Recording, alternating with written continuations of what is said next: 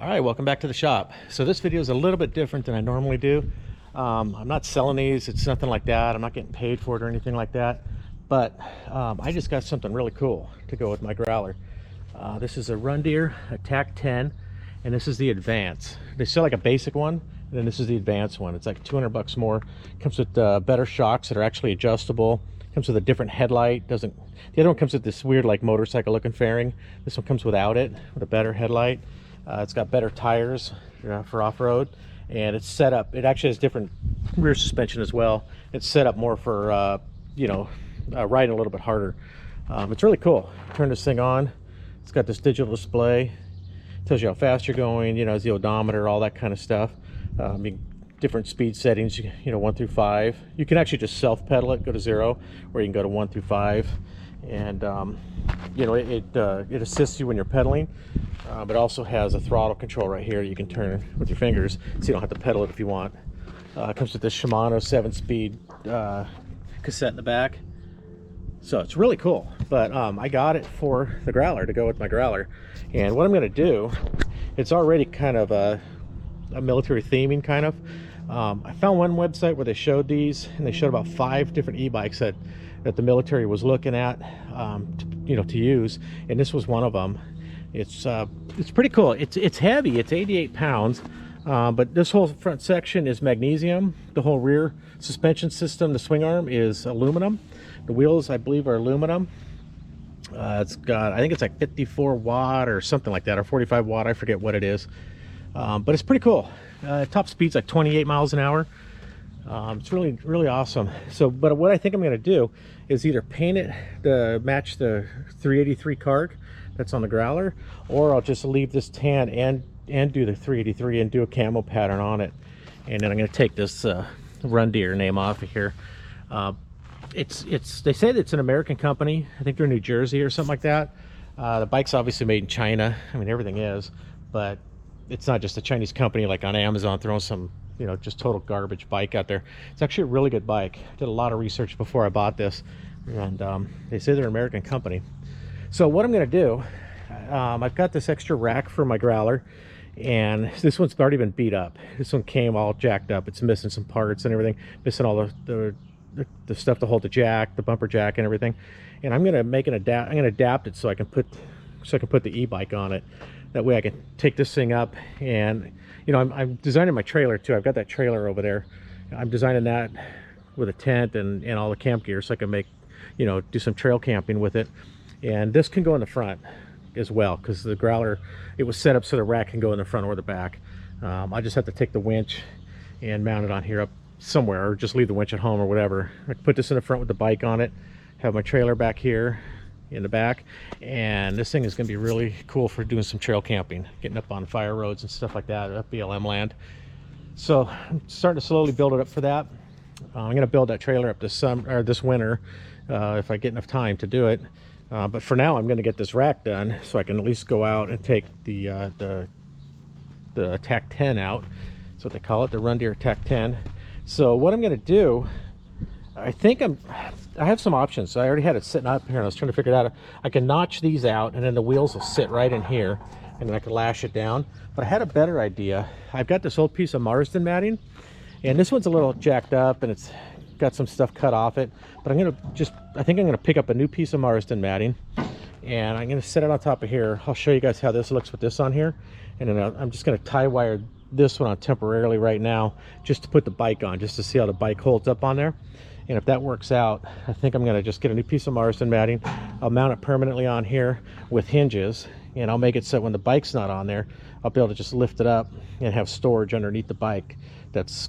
It'll be all contained in there when the bike, when it's closed or whatever, when the bike's on there. So I can put stuff in there like, rescue ropes, stuff like that. Any kind of extra gear I want to put, because these don't really have a lot of room for gear. I mean, you could lash stuff down on here. It's got a little bit of room in here, not much, and in the back seats. And I've got my gun cases that go up on top, between the B and C pillar. And I've also got a D pillar. I got a whole bunch of D pillars now. I'm going to put a D pillar on it as well, so I can put another rifle case up there. But let me go ahead and set this on here. I won't film every bit of this thing, but well, let me see. I can just carry it over with one hand. So this rack is actually all aluminum, and really cool if I could just get some aluminum channel to go across there, or some type of aluminum to go on. But the Marston matting is pretty cool, and obviously this stuff only comes in steel. So I'm gonna set it up on here. I'm gonna get some tie wire, and I'll just tie it to these loops right here, to these rails, and then we'll see how that goes on there, and then we'll put the bike on there, and then I got grab these ratchet straps. I just had some cheap ratchet straps in the shop. I just grabbed them just for, I'll get better ones if I do put this thing on here permanently, but I'll use those right now just to hold it in place to see how it all fits. So let me get this tie wired on, and then I'll get the bike on there. Okay, so I tie wired this on. I just put like about 6 pieces on there, and it's on there pretty good. Yeah, tied on real good. If I do this, I'll do it more permanent, like I said, with hinges and some way to pin it down, you know, so it doesn't lift up or anything like that. And I'll probably do it to my good rack. I have a real good rack for this that has the bumper jack on it and everything else, and I'll make it like permanent like that. And that way it'll have, you know, a good secured storage in it, plus the bike rack. So let me get the bike on here. I'll go ahead and just set this camera up on the tripod. See if I can film myself getting the bike on.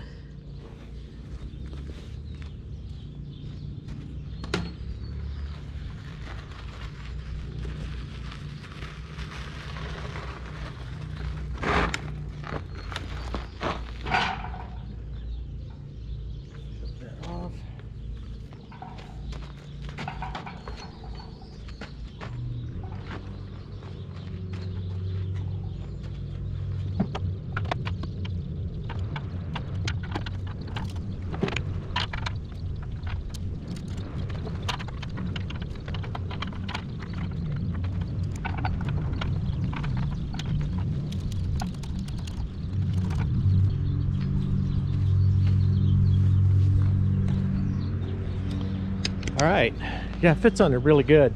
I kind of, when I saw this Marston matting, I knew it would work good because of the width in here. The tires just fit right in there. If I do it, I'll weld some, you know, stops on here. Actually, some little baskets, or like a piece on each side, so it'll drop in there, and I don't have to worry about it rolling out this way. And then I can just tie the bike down, like from here down. And then it does have these tie down hooks up here.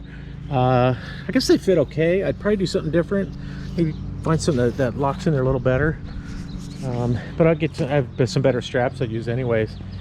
Let me tuck these in here real quick so it looks better. All right, so that's what it looks like right now. Kind of temporary, of course. I wouldn't drive with it on there right now. It's a little janky, but I'm gonna make something so it's real permanent. Probably gonna be just like that with the Marston matting, and you know, make that into a like a full enclosed basket with the Marston matting. So anyways, yeah, it's a fun bike. It's really cool. It gets up and moves. It's real fun to off-road. It works good on the street too. I did apply to them to see if I can get a promo code. I do have a code now. I'll put it in the description if you guys do want to buy one. They've come down in price. They've knocked about $1,000 off these since they first started selling them. And I do have that, so you know, if someone does buy one, I'd get credit. But I am working on getting a promo code, see if I can get some money off, a couple $100 off or something like that. If I do, I'm going to add it to the description, and I'll probably do another video on this in the next week or two when I get the bike rack totally finished. But I was just kind of excited about it, and I had no other ideas for videos this week. It was just kind of a strange week as far as, you know, I had just nothing to video that I did at work or in the shop. So anyway, it's really cool. So just picture that when it's painted to match. You know, it's going to be all 383, or it'll be a camo with that tan color in a 383. It's going to look really cool on the back of here, and it's going to be a lot of fun taking this thing up onto the fire roads and being able to just get on the bike and just go explore, you know, quickly in smaller areas, smaller trails where I can't take the Growler.